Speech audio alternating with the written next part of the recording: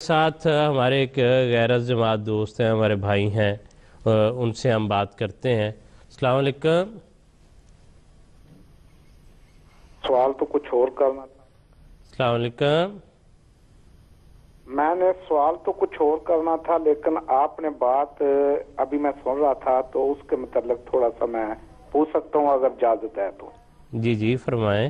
بات یہ ہے کہ آپ کہتے ہیں کہ پتہ ہی نہیں حضرت عیسیٰ علیہ السلام جو تھے ان کا، یہ تو واضح حدیث شریف میں نے بھی پڑھی، بالکل عام آدمی نے بھی پڑھا ہوگا کہ نبی پاک صلی اللہ علیہ وسلم کی حدیث شریف ہے کہ جب میرا حضرت مہدی آئیں گے، حضرت مسیح آئیں گے، حضرت عیسیٰ علیہ السلام، وہ پیچھے نماز پڑھیں گے اور وہ سید گھرانے میں پیدا ہوں گے، ان کے والدہ کا نام یہ ہوگا، ان کے والد کا نام یہ ہوگا، وہ ایک منارے سے آئیں گے، وہ بھی مدینہ یا شام جدھر بھی، وہ سارا کچھ انہوں نے ہاتھا یہ انڈیا کا تو بتایا ہی نہیں۔ پہلے یہ میری نمبر 1۔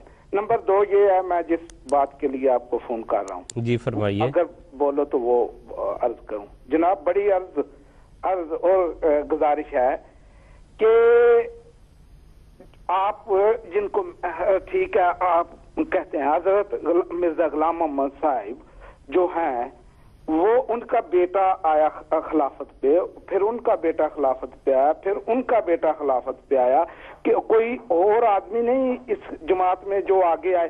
میں نبی کریم صلی اللہ علیہ وسلم جب شیعہ لوگ کہتے ہیں کہ حضرت علی کو آنا چاہیے، آپ سب متفق ہیں، آپ بھی بیچ میں متفق ہیں، بھائی حضرت ابو بکر کو ہونا چاہیے، وہ خلیفہ اول ہیں، سارا کچھ مانتے ہیں آپ، بعد میں افضل بھی مانتے ہو، لیکن شیعہ مذہب کا یہ ہے کہ اصل میں جو ہے خلافت وہ حضرت علی علیہ السلام کو ملنی چاہیے تھی، لیکن آپ ادھر لوری گروپ آپ کے خلاف ہے، یہ میں آپ کو واضح کر دوں، میں رہا ہوں جماعت کو دیکھا ہے میں نے بیچ لوری، کس لیے وہ کہتے ہیں اور کسی کو بھی خلافت دینی چاہیے، ادھر آپ نے وہ سب کے ساتھ برابر، شاہ صاحب آپ نے مخالفت کر دی۔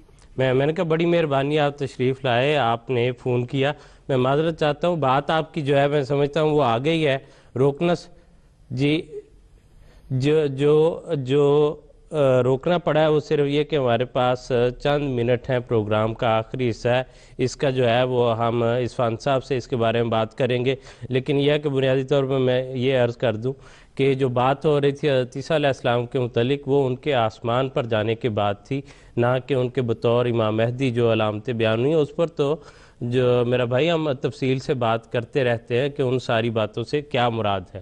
دوسرا حصہ جو آپ نے کہا کہ خلافت کے متعلق، تو آپ اگر ایک نظر صرف یہی دیکھ لیں کہ حضرت مرزا غلام قادیانی علیہ السلام کے بعد جو سب سے خلیفہ بنے ہیں وہ ان کا آپ سے جسمانی ایسا تو کوئی تعلق نہیں تھا، اور اس کے بعد بھی جو تفصیل ہے ابھی ہم عثمان صاحب سے بات کرتے ہیں۔ السلام علیکم عثمان صاحب۔ جی وعلیکم السلام ورحمۃ اللہ۔ کیا ہمارے بھائی یہ بات کر رہے تھے، وہ کہتے ہیں کہ جی جو ہے مرزا صاحب کے بعد ان کے بیٹے جو ہیں وہ خلیفہ بنے، ان کے بعد ان کے بیٹے بنے، اور یہ سلسلہ آگے چل رہا ہے۔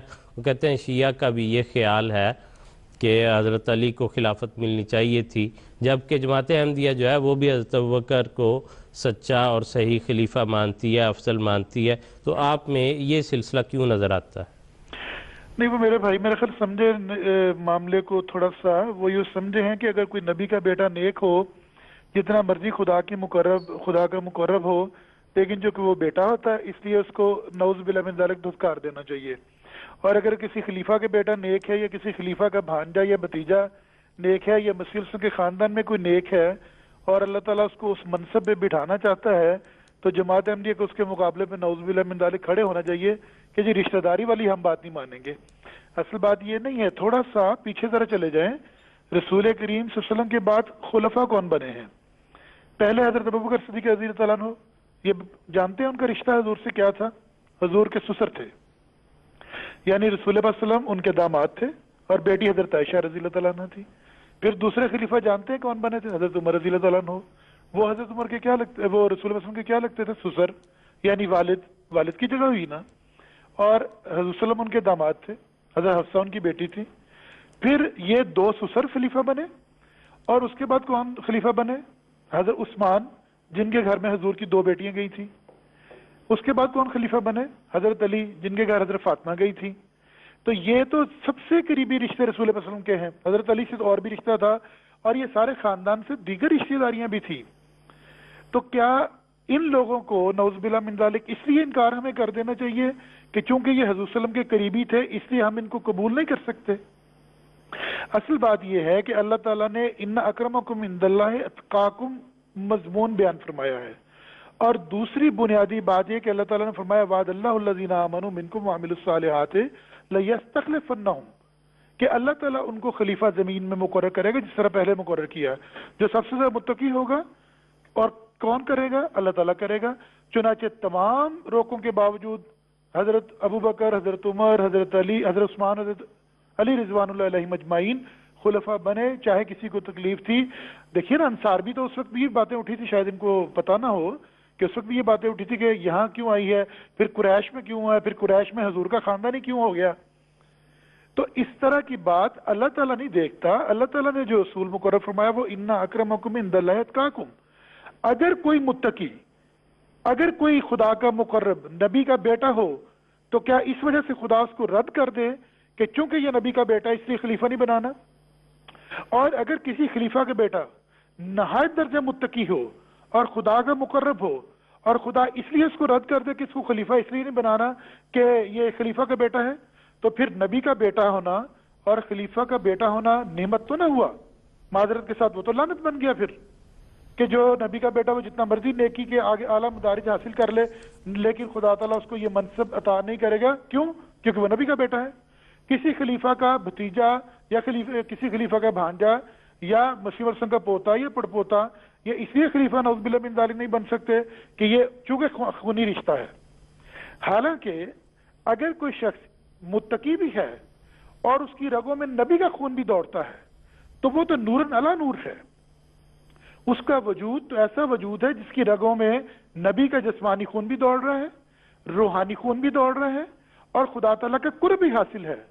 تو اگر ایسے وجود کو اللہ تعالیٰ خلیفہ بنا رہا ہے تو میرے بھائی کو ان باتوں کے پیچھے نہیں پڑنا چاہیے بلکہ اللہ تعالیٰ کے انتخاب کو ماننا چاہیے، کیونکہ قرآن کریم میں تو خدا نے نسبت اپنی طرف پھیری ہے۔ جماعت احمدیہ کی کسی فرد کی جرت ہے، کسی میں یہ طاقت ہے کہ وہ کسی کو خلیفہ بنا دے؟ ہرگز نہیں۔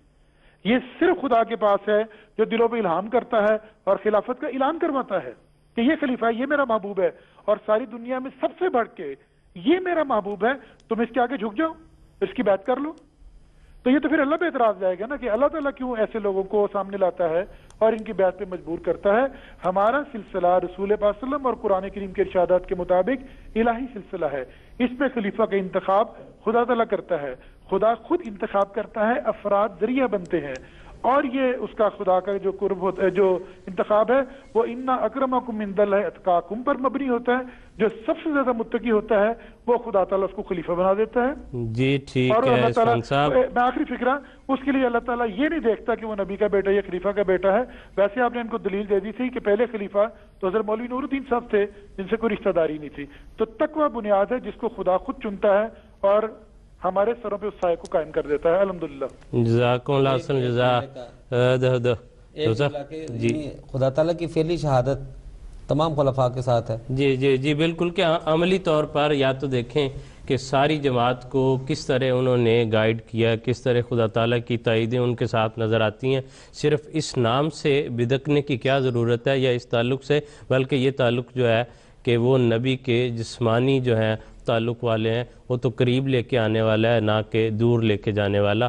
اور یہ کہیں بھی جماعت احمدیہ کے لیے ایک مضبوط نظام ہے، اور اس نظام کے اندر خلافت کے انتخاب کے جو قواعد و ضوابط ہیں وہ بھی وضع ہیں۔ اس میں میرا بھائی کہیں کوئی قاعدہ اور قانون ایسا نہیں ہے کہ خاندان نبوت سے باہر یا حضرت مسیح موعود علیہ السلام مرزا صاحب کے خاندان سے باہر کوئی فرد خلیفہ نہیں بن سکتا۔ ساری جماعت ایک جگہ پر جو ہے ان کے نمائندگان اکٹھے ہوتے ہیں کہ جو موزوں ترین، مناسب ترین، متقی ترین آدمی ہے اس کو اپنے امام کے طور پر جو ہے وہ منتخب کر لیں اللہ تعالیٰ کی تائید کے مطابق۔